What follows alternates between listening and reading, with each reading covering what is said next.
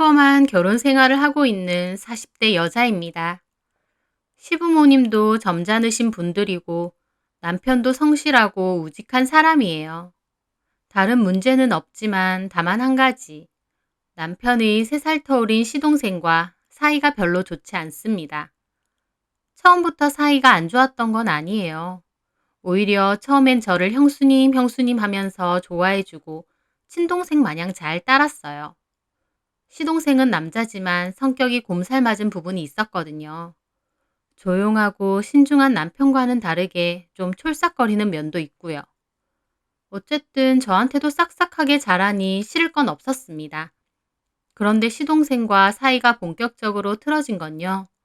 시부모님이 저희 남편에게 저희 아파트 대출금을 주시면서부터였어요. 결혼할 때부터 얘기를 하신 게 있었는데 외곽 지역에 땅이 조금 있다고 하셨거든요.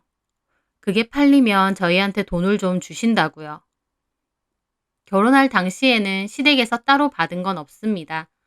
그리고 나중에 땅이 팔리면 돈을 주신다고 했지만 사실 그 돈도 별로 기대는 안 했고요. 그런데 후에 땅이 좋은 값에 팔리게 되고 아버님은 정말 약속대로 저에게 돈을 준다고 하시면서 그걸로 아파트 대출 받은 거 좀 갚으라고 하시더라고요.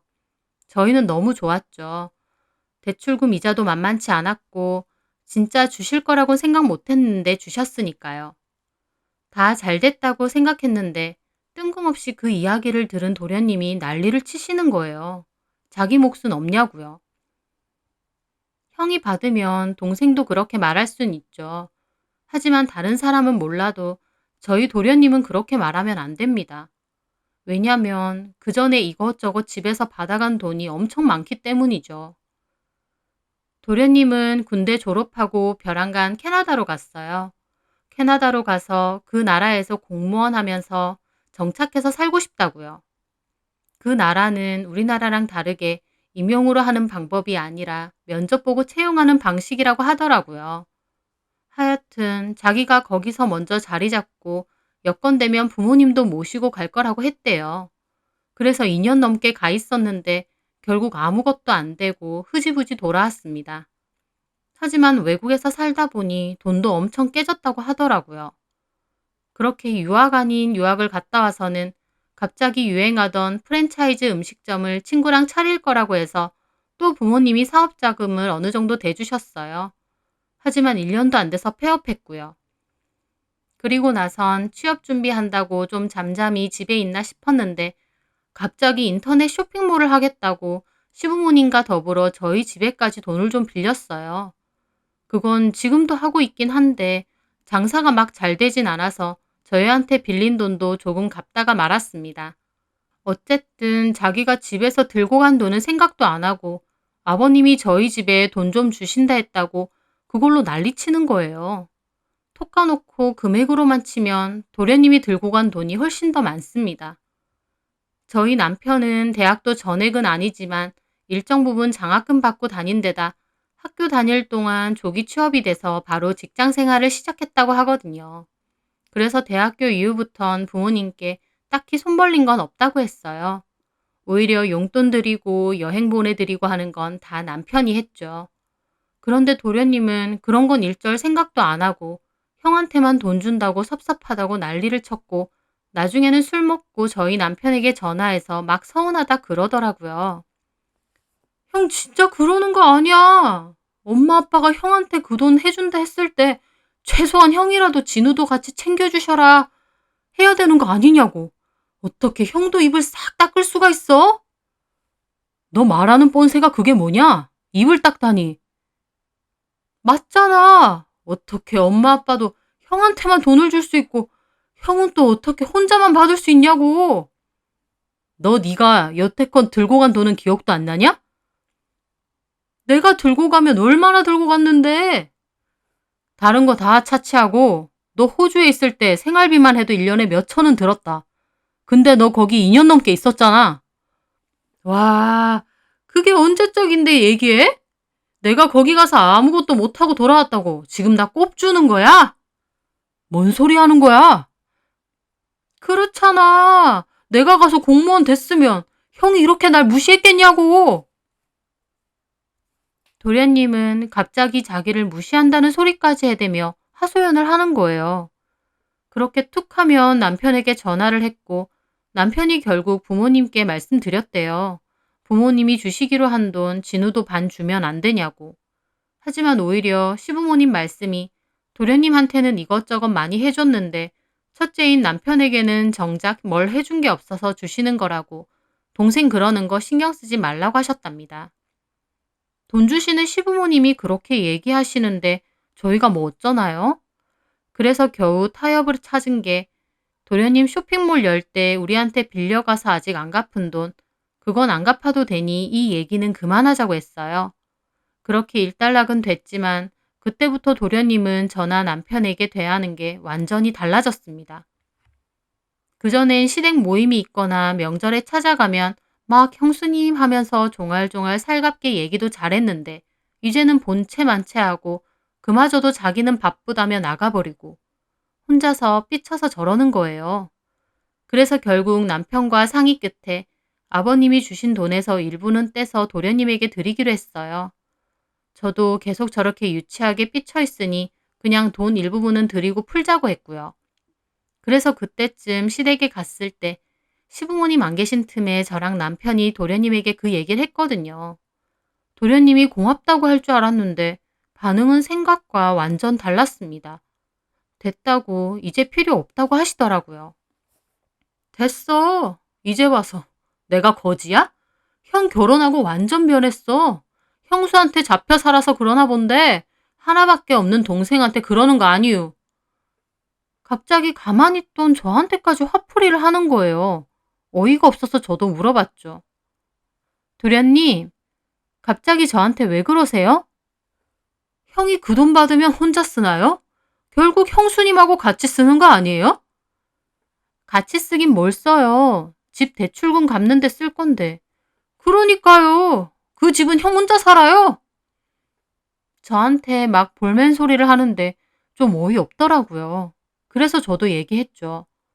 근데요, 도련님, 왜 이렇게 혼자 화가 난 건지 모르겠네요. 막말로 그 돈 아버님 돈이고 아버님이 누구한테 줄 건지는 아버님 마음 아니에요? 게다가 우리가 도련님한테 일정 부분 드린다고도 지금 말하잖아요. 제 말에 도련님은 허 하더니 저를 노려보더라고요. 와, 형수님, 그렇게 안 봤는데 이제 본색 나오시네요? 형수님 돈도 아니면서 주네 마네. 지금 생색내시는 거예요? 뭐라고요? 됐어요. 이 집 식구들한테 나는 아무것도 아니지. 예, 형수님 시아버지 맘대로 주는 돈인데 제가 주제넘게 달라 말라 했네요. 제가 아주 꼴값을 떨었습니다. 저한테 주실 필요 없어요. 무슨 거지 적선하는 것도 아니고 몽땅 다 들고 가셔서 잘 먹고 잘 사세요. 그렇게 유치하게 굴더니 씩씩거리며 밖으로 나가는 거예요. 나이나 적으면 몰라. 도대체 왜 저러나 싶더라고요. 남편도 기막혀 하고요. 그 일 이후로 도련님과는 더 대면대면한 사이가 됐습니다. 시댁에 가서 마주쳐도 찬바람 그 자체였어요. 도련님이 먼저 그렇게 나오는데 저러고 좋게 대할 필요는 없으니 저도 똑같이 대면대면하게 굴었죠. 어쨌든 그렇게 시간은 흘렀어요. 그런데 하루는 어머님이 전화가 와서 다음 주 주말에 진우가 결혼할 여자를 데리고 온다고 근처 식당 가서 식사를 하자고 하시더라고요. 저는 알겠다고 하고 룸이 있는 한정식 집으로 예약을 잡았습니다. 도련님이 결혼이라니. 결혼하고 나면 철 좀 들여나 싶더라고요. 그래서 그날 저녁 남편에게 얘기를 했죠.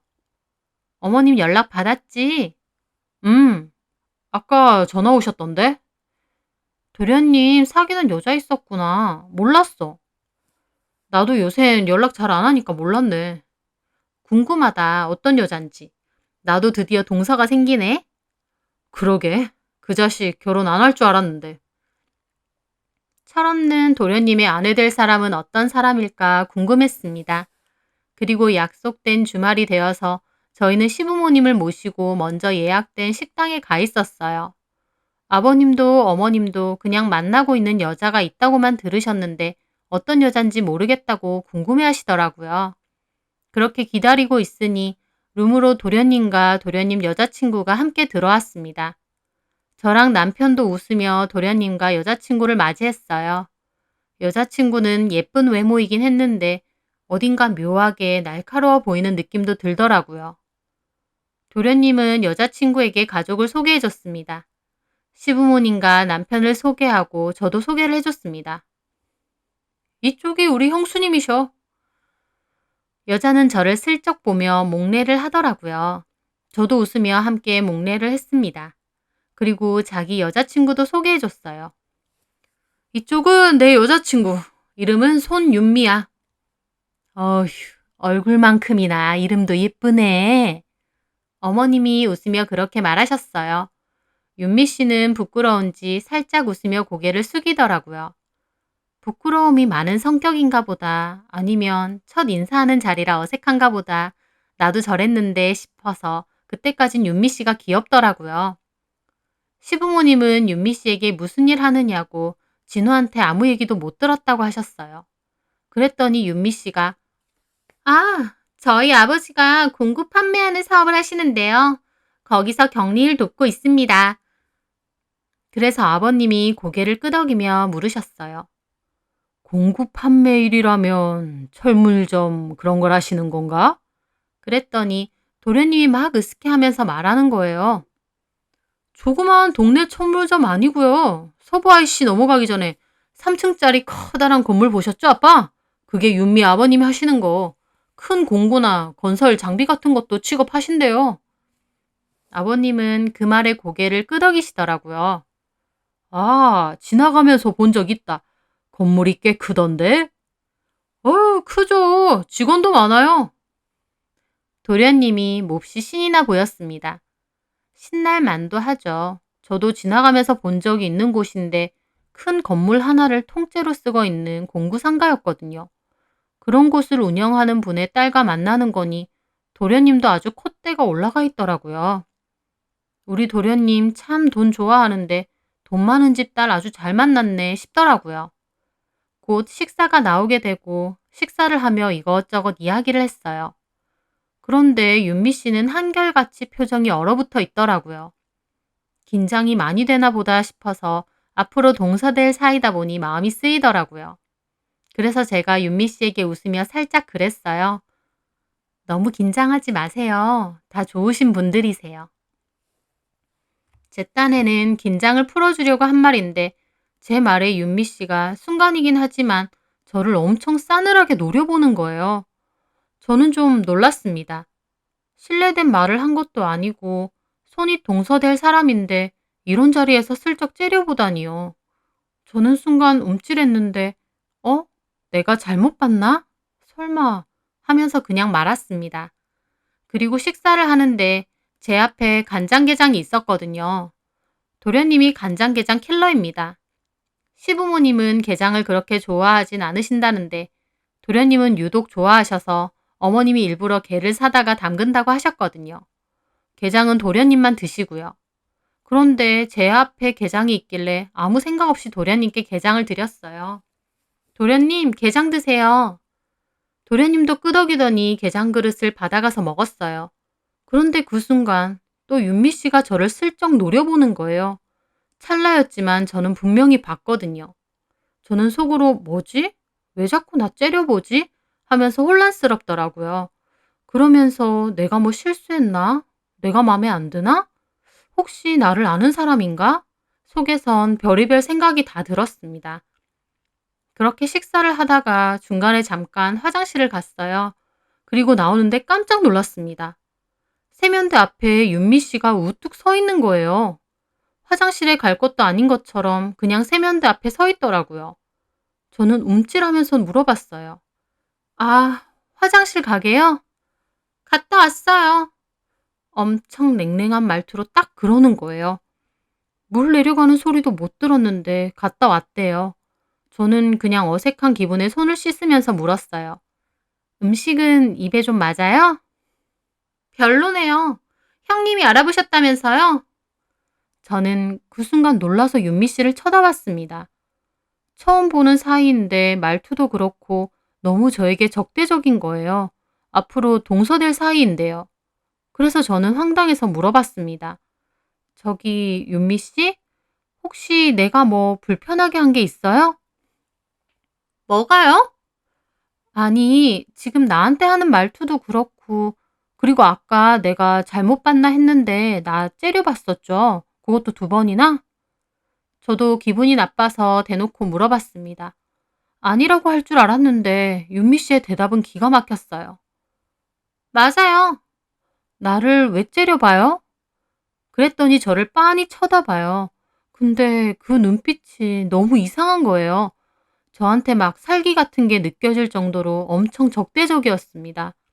저도 모르게 뒤로 움찔 비켜날 정도로요. 그런데 윤미 씨 입에서 튀어나온 말은 황당 그 자체였습니다.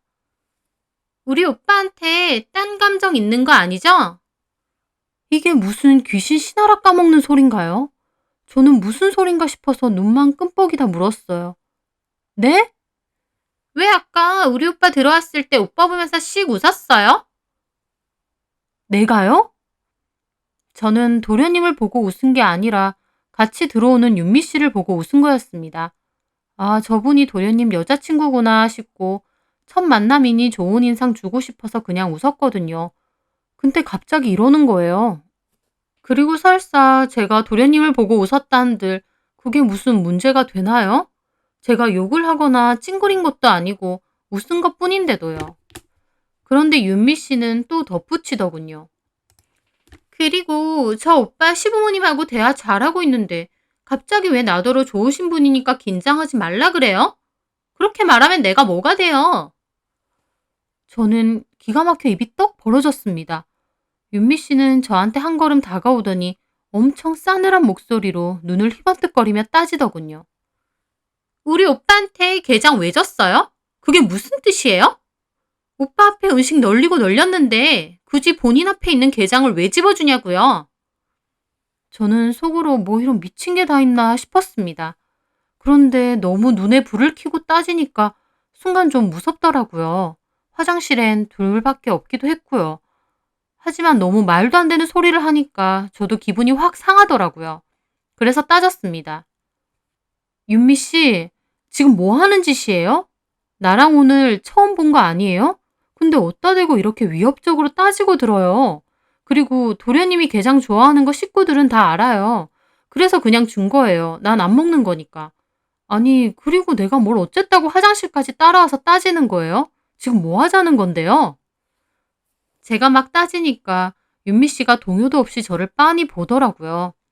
제 말을 듣고 있는 건지도 모르겠더라고요.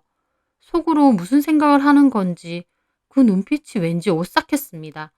그런데 윤미 씨는 저에게 또 슥 다가오더니 그러는 거예요. 오빠한테 꼬리치지 마세요. 경고해요. 그러더니 화장실 밖으로 획 나가는 거예요. 저는 너무 기가 막혔습니다. 제가 도련님한테 꼬리를 쳤다니요. 내가 도련님의 형수라는 걸 까먹었나 싶더라고요. 너무 황당한 상황이라 상황 판단이 안 돼서 한참을 멍하게 있었어요. 그러면서 드는 생각은 쟤 완전 또라이다. 무슨 분명 문제가 있는 애다. 라는 생각이었습니다. 저는 정신을 부여잡고 일단 식사 중이던 룸으로 다시 들어갔어요. 윤미 씨는 아무렇지도 않게 여전히 부끄러운 얼굴로 대화를 하며 식사를 하고 있더라고요. 아무렇지 않은 그 얼굴을 보자니 방금 내가 꿈을 꿨나 싶은 생각에 저는 얼떨떨하게 제자리에 가 앉았습니다. 남편이 저에게 살짝 묻더라고요. 어디 안 좋아? 왜 이렇게 오래 걸려? 괜찮아? 어? 아니. 저는 혼란스러운 기분으로 아무 말도 안 하고 밥만 먹었어요. 사람이 너무 기막힌 일을 당하면 어떻게 대처해야 될지도 모르겠더라고요. 그렇게 식사는 끝이 났고 어머님은 이 근처가 집이니 가서 차 한잔 하고 가라고 하셨어요. 그래서 시댁으로 갔습니다. 제가 주방에서 차를 준비하고 있으니 어머님이 다가와서 묻는 거예요. 큰애야, 너 어디 아프니? 예? 아니, 왜 이렇게 얼이 빠져 있어? 어디 아파? 화장실 갔다 온 뒤로 너 약간 넋이 나가 보여. 저는 나중에 어머님께 이 일을 말씀드려야겠다 생각하며 일단은 생리통이 살짝 있어서 그렇다고 둘러댔어요. 어머님은 그러면 차 준비는 내가 할 테니 나가 있으라고 제 등을 떠미시더라고요. 그런데 저는 왠지 윤미 씨랑 같은 공간에 있기 싫어서 그냥 제가 하겠다고 하고 차를 준비했어요. 그렇게 차를 마시는데 눈치도 없는 도련님이 또 저한테 말을 걸며 깐죽거리는 거예요. 아니, 형수님, 오늘 되게 조용하시네요. 왜 꿀먹은 벙어리세요? 동서될 사람도 들어오는데 좀 말도 걸고 친해지시지.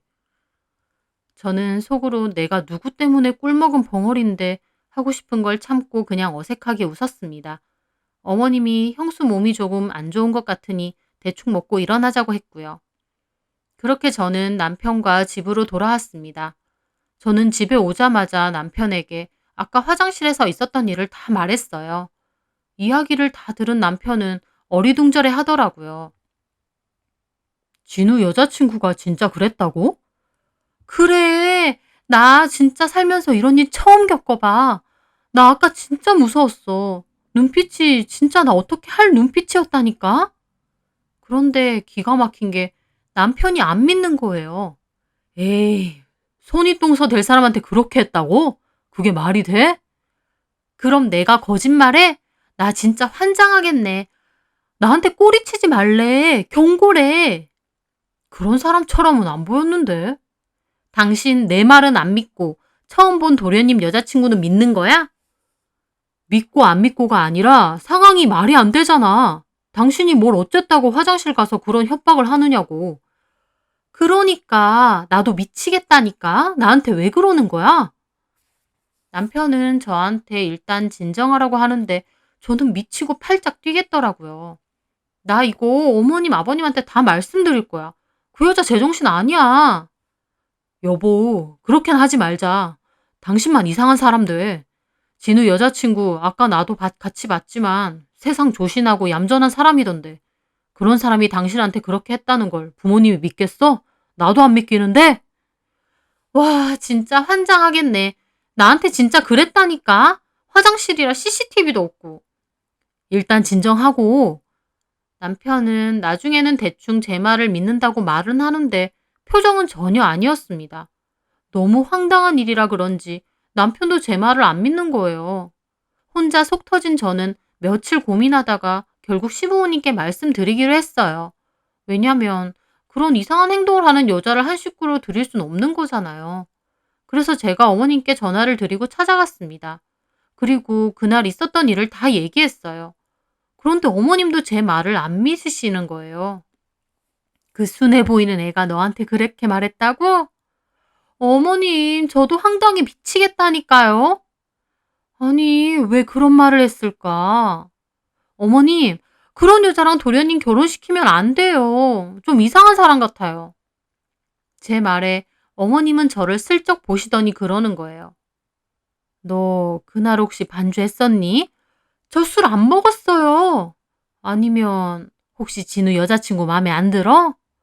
저는 그 말에 눈이 뒤집힐 뻔했습니다. 어머님, 제가 지금 도련님 여자친구 마음에 안 들어서 말을 지어낸다 생각하세요? 아니, 그런 건 아닌데 너무 황당하잖아. 개미 한 마리도 못 죽일 것 같은 애처럼 보이는데 너한테 그런 소리를 했다는 게. 그런 소리를 할 이유도 없고. 확인해 보세요. 걔한테 대놓고 아예 물어보자고요. 진짜? 네! 저는 억울해 죽을 것 같았고 결국 제 요청으로 사자대면이 이루어졌습니다. 그날 저녁 어머님의 연락을 받은 도련님은 퇴근길에 윤미 씨를 데리고 왔어요. 도련님은 입이 대빨 튀어나와서 궁시렁거리는 거예요. 아, 윤미랑 퇴근해 영화 보려고 했는데 왜 갑자기 오라는 거예요? 윤미 씨는 여전히 조용조용한 모습으로 들어오더라고요. 그렇게 거실에 둘러앉았고 어머님이 저한테 얘기하라고 하시더라고요. 윤미 씨, 그때 한정식 집 화장실에서 나한테 한 말 기억하죠? 네? 나한테 왜 도련님한테 꼬리치지 말라고 경고라고 했잖아요. 제가요? 미치고 환장할 노릇이었습니다. 순진무구한 얼굴로 모른 척하는 거예요. 그리고 옆에 있는 도련님까지 눈을 막 부라리면서 따지는 거예요. 뭔 소리를 하시는 거예요, 형수님? 내가 들었어요. 내가 도련님한테 게장 준 거 가지고 왜 게장 주냐고 나한테 막 따지고. 제가 언제요? 그러면서 도련님을 보며 눈물까지 글썽이는 거예요. 저는 막 억울해 미치겠다고 난리치고 있는데 윤미 씨가 그러더군요. 형님은 제가 마음에 안 드시나 보네요. 없는 말까지 그렇게 하시는 거 보니. 그 말에 도련님하고 어머님이 저를 가만히 쳐다보는 거예요. 저는 그 순간 머릿속이 멍해졌어요. 아, 얘 진짜 보통 아니다. 그 생각이 머릿속을 꽉 채웠습니다. 말문이 턱 막히더라고요. 상황 자체가 아무도 제 말을 믿지 않았거든요. 제가 멍하게 있으니 도련님은 저에게 화를 내시더라고요. 사과하세요. 뭔 사과요? 왜 없는 말 지어내세요? 그리고 내가 결혼하는 거지 형수님이 결혼해요? 이 사람 마음에 안 든다고 없는 말까지 지어내느냐고요? 지어내긴 뭘 지어내요? 제가 억울해하니 어머님이 다들 그만하라고 말리시더라고요. 저만 한순간에 마음에 안 드는 도련님 여자친구 음해하고 없는 말 지어낸 사람이 되어버렸어요. 이런 일을 당하니 저는 윤미 씨가 좀 무서워졌어요. 저 여자 도대체 뭐지? 싶은 생각밖에 없었습니다. 도련님은 썩내면서 윤미 씨 데리고 나갔고 어머님도 뭔가 언짢은 얼굴로 저를 보시더라고요. 큰애야, 너 진우 여자친구 많이 맘에 안 드니? 그런 게 아니라니까요. 쟤는 그런 적 없다잖아. 다시 말문이 턱 막혔어요. 증거도 없고 제 말을 믿지도 않으시는데 제가 거기서 무슨 말을 더 하나요? 저는 일단 알겠다고 하고 억울한 기분으로 집으로 돌아왔어요. 그런데 도련님한테 전화가 왔습니다. 다짜고짜 저한테 따지시는 거예요.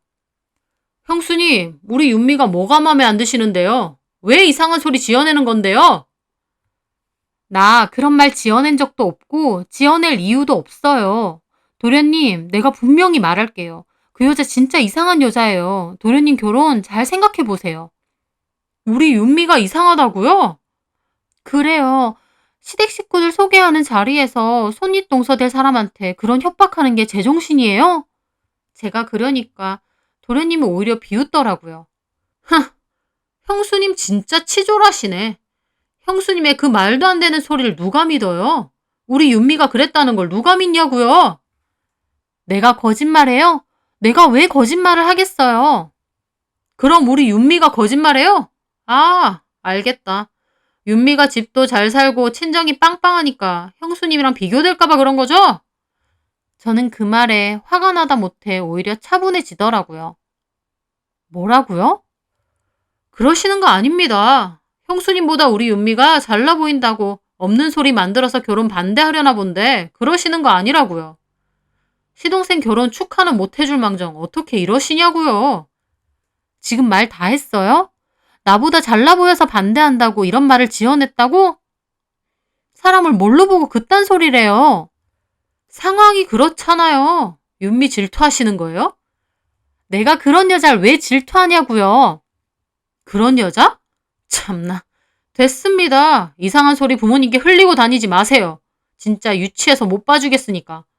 형수님 그렇게 안 봤는데 사람이 참 그렇네요. 그러면서 전화를 끊는 거예요. 저는 진짜 혈압이 올라서 기절할 뻔했어요. 제가 윤미 씨를 질투해서 저런다고 하는 거예요.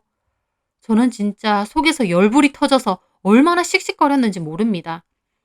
답답한 마음에 혼자 소리 지르고 난리를 치다가 혼자서 생각을 거듭했어요. 그리고 제 결론은 뭐냐? 그래, 그 이상한 여자랑 결혼해봐라. 안에서 새는 바가지 무조건 밖에서 새고 그런 제정신 아닌 여자인 거 머지않아 들통 날 거다. 어디 두고 보자 하는 마음으로 이를 바득바득 갈았어요. 그리고 결혼하든지 말든지 도련님의 결혼에 대해 일절 신경 끄기로 했습니다. 대신 저는 도련님네와 마주치는 일을 최대한 안 만들어야겠다 생각했어요. 그 여자 정말 다시는 마주치고 싶지 않았거든요. 그 일은 그렇게 흐지부지 지나가고 결국 도련님은 5개월 뒤 결혼식을 올렸습니다. 그 사이에 시댁 모임이 있어 한번 볼 뻔했는데 저는 핑계를 대고 빠졌고 결국 그 여자는 결혼식에서 본 게 다였어요. 여자네 집에 돈도 많다 보니 결혼식도 엄청 좋은 호텔에서 삐까뻔쩍하게 하더라고요. 그런데 이상한 건 하객을 보니 윤미 씨 쪽 친구들이 거의 없었습니다. 부케 받는 사람 포함 한 3, 4명 있었는데 그마저도 나중에 알고 보니 공구 매장에서 같이 일하는 동료들이라고 하더라고요. 저는 속으로 이상한 여자라 주변에 사람도 없나 보다. 이렇게 생각했죠. 그리고 신혼여행 갔다 오고 다 같이 한번 보자고 했는데 저는 또 핑계를 대고 빠졌어요. 어머님은 한번 난리가 났던 전적이 있으니 제가 빠진다고 해도 그냥 알았다고 하시더라고요. 하지만 저도 한편으론 이렇게 가족이 된 이상 아예 안 보고 살 수도 없는데 언제까지 피할 수 있을까? 내가 죄 지은 것도 아닌데 왜 피해야 할까 싶었어요. 그래서 다음 시댁 모임이 있으면 그땐 참석을 해야겠다 싶더라고요. 만약에 또 저한테 그 지랄을 떨면 녹음을 다 해버리겠다. 그리고 나도 참지 않겠다. 결심하면서요. 하지만 그렇게 결심할 필요도 없이 다 같이 모이는 가족 모임은 더 이상 없었습니다. 왜냐고요? 결혼하고 3개월 만에 도련님이 신혼집에서 도망쳐 나왔기 때문이죠. 어머님의 호출이 있어서 급하게 어머님한테 갔는데 도련님이 방에서 자고 있다고 하면서 막 속상해 하시는 거예요. 저는 도대체 무슨 일이냐고 물었죠. 어머님이 기막혀 하시면서 얘기하더라고요. 큰애야, 네 말이 다 맞았어. 걔 완전 이상한 애였어. 우리 진우 큰일 날 뻔했다. 어제 거의 맨발로 집에서 몸만 도망쳐 나왔대. 무슨 일인데요 도대체? 그리고 어머님이 도련님에게 들었다면서 해준 얘기는 정말 놀라웠습니다. 신혼여행 갔다 온 후 새 아파트에서 새 살림을 시작한 도련님은 처음엔 아무 문제 없이 너무 행복하고 좋았대요. 다만 한 가지, 윤미 씨가 약을 틈틈이 먹었다고 하는데 무슨 약이냐고 하니 윤미 씨가 지병이 좀 있어서 먹는 약인데 많이 좋아져서 이제 안 먹어도 될 정도라고 끊을 거라고 그랬대요. 그래서 그냥 그런가 보다 하고 넘어갔다고 하더라고요. 그런데 결혼하고 한 달 정도 넘어가고 옆집이 새로 이사를 오면서부터 윤미 씨가 이상해졌다고 하더라고요. 옆집도 도련님네처럼 신혼부부라고 하는데 이사 후 엘리베이터에서 마주쳤다고 합니다. 도련님은 자기들도 새로 이사를 왔고 신혼부부라면서 막 반가워했대요. 그 집 부부도 성격이 좋아서 오며 가며 말도 자주 나누고 그랬다고요. 그런데 어느 순간부터 윤미 씨가 도련님한테 그러더랍니다. 옆집 여자랑 전부터 아는 사이냐고. 도련님은 황당해서 무슨 말이냐고 새로 이사 온 거 보지 않았느냐고 했대요. 그런데 윤미 씨는 그건 알겠는데 그 여자는 전부터 알고 있었던 거 아니야? 엄청 친해 보이던데? 그래서 도련님이 웃으면서 그랬대요. 이웃이니까 그냥 친하게 지내려는 거지. 뭘 친해. 윤미 씨는 그런 말을 할 때 도련님을 흘겨봤다는데 그때까진 도련님도 그냥 윤미가 질투가 많네, 귀엽다 정도로만 생각했대요. 그런데 시간이 지나면서 점차 그 정도가 심해지더랍니다. 툭하면 붙잡고 옆집 여자랑 진짜 모르는 사이냐고 일부러 여기로 이사 온 거 아니냐고 닥달을 하더랍니다. 그래서 윤미가 도대체 왜 저럴까 도련님도 좀 힘들었대요. 그런데 확 폭발한 건 도련님이 운동차 퇴근 후에 계단 오르기를 하는데 옆집 남자가 자꾸 계단에 자전거를 놓아뒀대요. 그래서 그렇게 하면 소방법에 걸린다고 주차장에 두시라고 말하려고 옆집 초인종을 눌렀는데 여자가 나오더랍니다. 그래서 얘기를 하고 그 집 여자는 미안하다고 앞으로는 안 두겠다고 하고 이야기는 끝이 났대요. 그런데 그걸 윤미 씨가 어떻게 봤는지 본 모양이었어요. 그날 윤미 씨는 집안 물건을 다 집어던지고 난리를 치더래요. 그 여자랑 무슨 얘기했냐고, 뭔데 초인종까지 누르고 그 여자랑 얘기하냐고 하면서 이럴 줄 알았다고 그년 죽여버릴 거라고 그러더래요. 도련님은 그런 모습을 처음 봐서 너무 무섭고 소름이 끼치더래요. 자기야 왜 이래? 내가 말했잖아. 자전거 치우라고 말하려고. 거짓말하지 마. 자전거는 핑계잖아. 그리고 그 집 남자한테 말하면 되지. 왜 그 여자한테 말해? 솔직히 말해. 무슨 얘기했어? 서로 막 낄낄대던데? 낄낄은 뭔 낄낄이야. 아니, 그것보다 내가 그 집에 얘기하는 걸 어떻게 알았어? 자기 그때 집에도 없었잖아. 하, 내가 집에 없는 것까지 생각하고 그 여자한테 갔다 이거네? 도련님은 미치고 팔짝 뛸 것 같았다고 합니다. 윤미 씨는 도련님이 정말 바람이라도 난 것처럼 몰아붙이고 난리를 쳤대요. 그리고 그 정도도 갈수록 더 심해졌다고 합니다. 그러다 하루는 도련님이 주말에 늦잠을 자는데 집 앞 복도에서 큰 소리가 났대요. 윤미 씨랑 옆집 여자 목소리인 것 같아서 나가보니 윤미 씨가 미친 여자처럼 옆집 여자를 잡아 뜯으려고 하고 옆집 남자가 그만하라고 미쳤냐고 소리를 지르며 막고 있었대요. 도련님이 놀라서 윤미 씨를 말렸는데 윤미 씨가 옆집 남자한테 하는 소리가 멍청해가지고 지네 와이프가 옆집 남자랑 바람난 것도 몰라! 하면서 악을 쓰더래요. 그 여자는 무슨 말도 안 되는 소리냐고 소리 지르고 윤미 씨가 그런 소리를 해대니 옆집 남자까지 도련님을 이상하게 보더랍니다. 도련님이 기함하면서 윤미 씨를 말리고요. 무슨 소리 하는 거야? 미쳤어? 맞잖아. 둘이서 그렇고 그런 사이인 거 내가 모를 줄 알아? 다 죽여버릴 거야. 얼마 전에도 저 집 가서 초인종 누리고 속닥거렸잖아. 그건 자전거 치우라고 얘기한 거라니까. 윤미 씨는 듣지도 않고 지랄 발광을 해대서 도련님이 일단 겨우겨우 끌고 방으로 들어갔대요. 그날 얼마나 악을 썼는지 다른 층에서까지 계단으로 올라와 구경을 할 정도였다고 합니다. 옆집 여자는 억울해 죽으려고 하고 옆집 남자까지 도련님에게 따지는 통에 도련님이 절대 그런 일 없다고 해명한다고 시겁했대요. 그러면서 도련님은 갑자기 제가 떠오르더래요. 결혼 전에 형수님한테 화장실에서 그랬던 게 사실은 진짜 그랬나 싶으면서 윤미 씨를 보며 저 여자가 무슨 병이 있나 생각했대요. 그러면서 든 게 먹다 말았던 그 약이었고 그 약을 몰래 들고 가서 약국에다 물어봤답니다. 약국에서는 그 약이 항정신성 약품이라고 했고 더 자세히 알아보니 정신착란 증상에 먹는 약이라고 했다더군요. 도련님은 기가 막혀서 결국 장인어른을 찾아갔고 사실은 윤미가 망상증이 심해서 약을 먹고 있다는 것과 약만 꾸준히 먹으면 일상생활에 아무 문제 없다는 변명을 들었대요. 그 씨가 자기 마음대로 괜찮을 것 같다고 약을 끊으면서 생긴 문제라면서요. 도련님은 그런 병이 있는데 왜 결혼 전에 말을 안 했냐고 그건 사기 결혼이라고 장인어른이랑도 한바탕 했대요. 그리고 도련님도 엄청 고민이 많았다고 합니다. 아직 결혼한 지 얼마 안 됐고 아이도 없으니 여기서 그만하는 게 맞지 않나 싶기도 했대요. 그래서 이혼 서류까지 준비했는데 장인어른이 미안하다고 하면서 나중에 자기 사업체는 다 도련님 준다고 하래요. 그리고 도련님 본인도 이미 결혼까지 했는데 아프다고 헤어지는 건 도리가 아닌 것 같고 그냥 약 꾸준히 잘 먹이고 살아봐야겠다고 마음을 고쳐먹었다고 합니다. 그런데 한동안 잠잠하던 윤미 씨가 서랍에 있던 이혼 서류를 발견했다고 해요.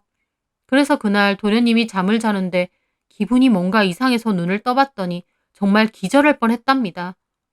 어둠 속에서 윤미 씨가 침대 발끝에서 부들거리며 서 있더랍니다. 한 손엔 가위를 들고 나머지 한 손엔 이혼 서류를 들고요. 그러면서 어둠 속에서 나지막히 그러더래요. 자기 나랑 이혼하려고 그랬어? 도련님은 그때 너무 무서워서 오줌을 지릴 뻔했대요. 컴컴한 방 안에서 눈을 번뜩이며 가위를 들고 서 있는데 귀신을 봐도 그 정도로 무섭진 않겠더라며 기절할 뻔했다고요. 도련님은 겨우 정신을 차리고 제발 가위는 내려놓으라고 했다는데 윤미 씨 하는 소리가 나랑 이혼하고 뭐하게? 옆집 년이랑 살게? 그러면서 또 옆집 여자 소리를 하더래요. 도련님은 제발 그만하라고 소리를 질렀다는데 윤미 씨가 갑자기 자기 머리카락을 콱 잡더니 막 잘라냈대요. 소리를 막 지르면서요. 나랑 이혼하고 옆집 년이랑 살게? 도련님은 그 모습에 기절할 만큼 너무 무섭고 생명의 위협까지 느꼈대요. 아, 이 여자랑 살면 나는 언제 죽을지 모르겠구나 라는 생각이 들어서 도망쳐야겠다는 생각밖에 안 들었대요. 그래서 그대로 핸드폰만 들고 잠옷 차림으로 도망쳤다고 합니다. 나오는 와중에도 자기 뒷덜미를 잡을까봐 진짜 온 사력을 다해 도망쳤대요. 그리고 한밤중에 택시를 타고 시댁으로 온 거였어요. 기가 막힌 도련님의 이야기에 어머님과 아버님도 너무 충격받으셨습니다. 그리고 도련님이 자기는 그 여자랑 하루도 더 못 산다고 너무 무섭다고 떨다가 아침이 다 될 무렵 기절하듯 잠이 들었다고 하더라고요. 어머님은 세상에 이게 다 무슨 일이냐며 기막혀 하셨어요. 그러면서 저한테 결혼 전에 애미 너한테 그런 것도 다 사실이네 결국. 그렇다고 했잖아요 어머님. 제 말 안 믿으시더니. 안 믿은 게 아니라 너무 말이 안 되잖아. 네가 거짓말한 애는 아닌데 믿을 수도 없는 이야기인 거야. 근데 진호하늘 소리를 들으니 기가 막히더라고. 저도 정말 기가 막히면서 무서웠어요. 그리고 한편으론 그 한정식 일 이후로 일부러 안 마주친 건 정말 잘했다 싶었어요. 저한테 그렇게 한 것도 제가 도련님한테 무슨 흑심이라도 있다고 자기 마음대로 상상한 것 같은데 제가 안 피했더라면 진짜 저한테 어떤 행패를 부렸을지 모르는 거니까요. 제가 그 일을 당했다 생각을 하니 소름이 다 끼치고 등골이 오싹하고 어쨌든 그 일이 있고 시부모님은 윤미 씨 아버지를 만나 그동안의 일 다 얘기하며 이혼을 하자고 했습니다. 윤미 씨 아버지는 미안하다고 약만 잘 먹으면 괜찮아서 문제 없을 줄 알았다고 우셨다고 하더라고요. 그리고 이혼 과정 중에 알게 됐는데 윤미 씨는 집 앞 복도 천장에도 도련님 몰래 카메라를 설치해뒀고 안방에도 카메라를 설치해뒀대요. 옆집 여자와의 외도를 의심해서요. 그래서 도련님이 옆집 여자 집에다 자전거 놔두지 말라고 얘기한 것도 윤미 씨가 다 안 거라고 하더라고요. 그렇게 한바탕의 소란 끝에 도련님은 이혼을 하고 다시 혼자가 됐습니다. 도련님은 그날 일이 너무 충격이었는지 부쩍 말수도 없어지고 얼굴도 헬쓱해졌더라고요. 마음고생이 심했던 것 같았어요. 이혼이 마무리되고 나서 저한테도 미안하다고 하더라고요. 미안해요, 형수님. 형수님이 질투해서 없는 말 지어냈다는 거. 그때 많이 억울하셨죠? 그런 사람일 거라고는 생각도 못했어요. 연애 기간 때도 그런 모습 한 번도 못 봤거든요. 됐어요, 도련님. 도련님 마음이나 잘 추스르세요. 그래도 별일 없이 끝낸 게 어쩌면 다행일지도 몰라요.